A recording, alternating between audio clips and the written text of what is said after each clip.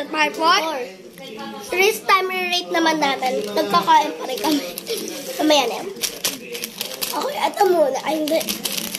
Basta, magkaparehas lang po siya. This is gonna be for like a 9. Ayun lang namin na-relay. Mga 9 Ano po lang. sila? Mga 9. Ito Maliit po. lang at sobrang asim. Ito po, mga 10. Sarap-sarap po. Sarap po matawis pero may sour. Yummy.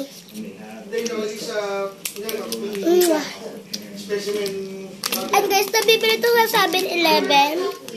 Tsaka Alphamart. And ito naman, malay ko, Sa mga shop naman. sa mga tindahan siguro. Basta sabihin nyo, meron po kayong sour candy, ay crunch candy. Sour crunch candy. So yeah guys, that's it for today's vlog. See you tomorrow. Bye!